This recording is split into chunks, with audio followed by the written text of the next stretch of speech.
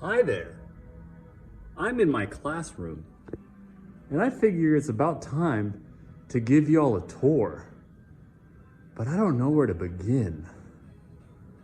This place has changed quite a bit in the last few years. And recently a student has told me, Mr. Thomas, are you purposely changing one thing each day? And in a way, yes. Here's this ball where first year I organized a field trip that I didn't end up making it to because I forgot to put in my hours in time. And so what I did is I said, listen, kids, here's my face. Take me with me. Show me around campus, would you? Yeah, wasn't quite the experience they were looking for, but I think they're gonna be all right. I have this dead bird here gifted to me by a student now graduated named Carmela.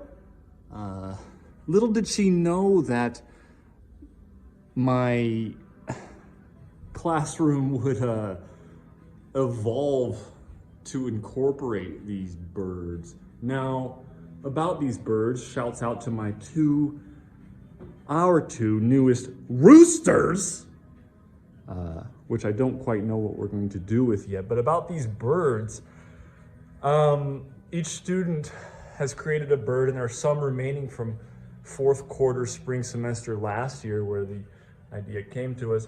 But now the idea is each time a student cusses, a bird must be torn down. We're down to about, I don't know, those who are good at estimating how many jelly beans are in a jar, speak up now. But we're down to about, I'd say 50 or so, maybe a little more birds. I asked them to put a quote that motivates them on each bird. Here's, your thoughts become things, so choose the good ones. And this is what the ego does. It crosses what matters and replaces it with what doesn't, or shoot for the moon, even if you miss, you'll land among the stars. I have a dream that government is best, which governs not at all, because it allows freedom, and it's important to have balance between government. And then, of course, there are some birds that don't need to speak. They speak for themselves. But every time, and then there's some birds like this, which deserve a second look. We're getting to the point where it's difficult to tear down a bird because they're all just so full of life. Yeah. Now, wait a second. Hi there. I'm stuck in traffic. No, I'm not. I'm stuck in my classroom. Now, here are the birds that have been torn down. Shouts out, the graveyard of birds. What we are to do with these, I am not quite sure, but I have told the students that if every bird is torn down, and the way I see it, it's a matter of time, I don't know what I'm gonna do. I'm frankly going to lose it, and I reserve all rights to completely change my personality at that point. Some birds, of course, are safer than others, who in their right mind would be able to tear down that one, unless they have the gall. And some are even safer because they hide behind these books, which frankly, I wish more students would pick up and take a gander at. Of course, I have birds of my own that I've brought in, that I've hung up.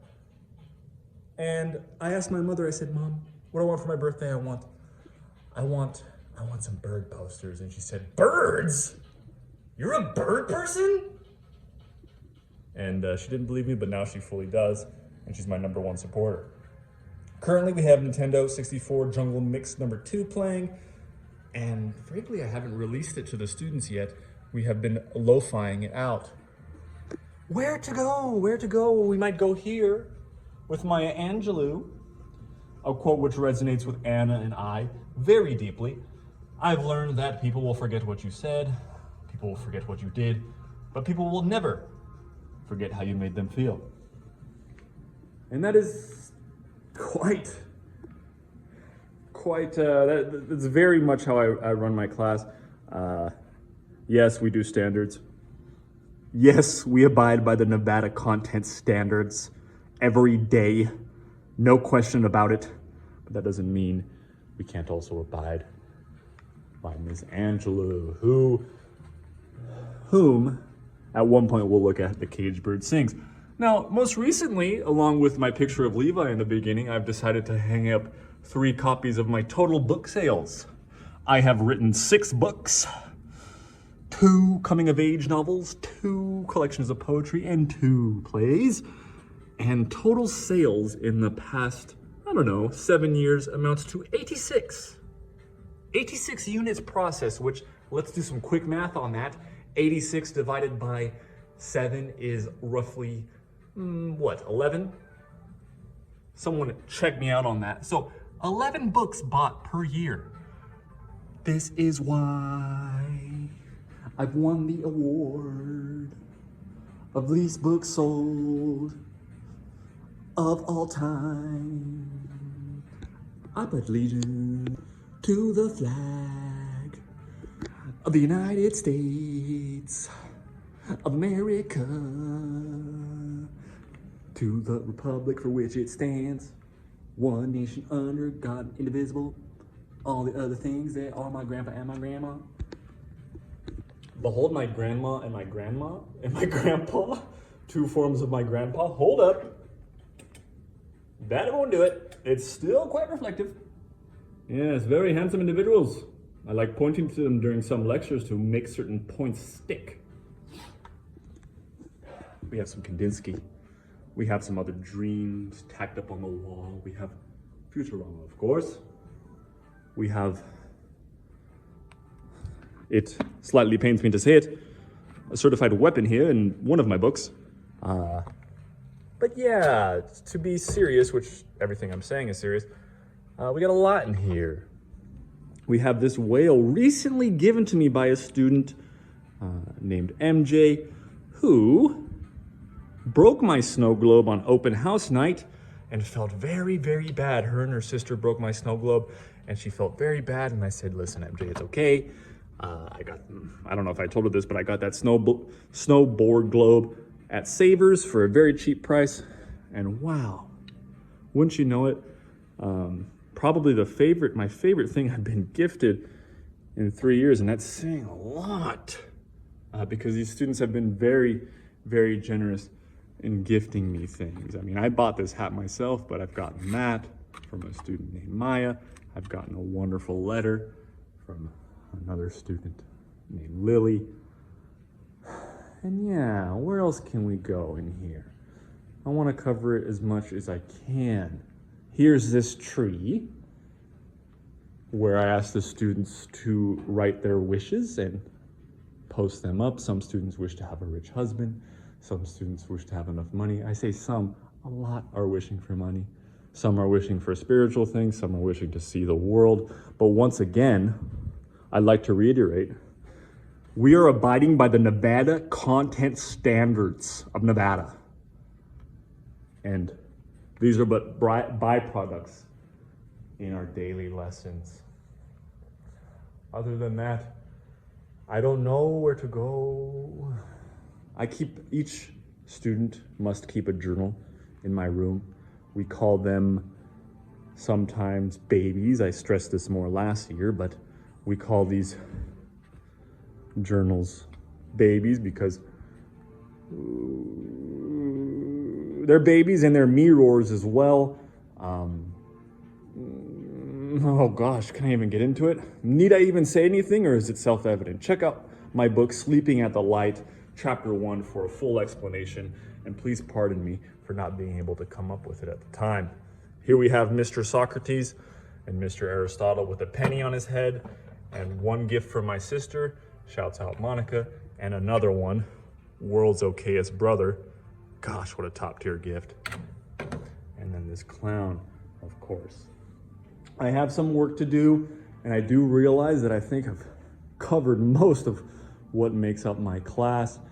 Yes, I could pull some trinkets out, and you know what? I continue to do so. Let me just keep talking.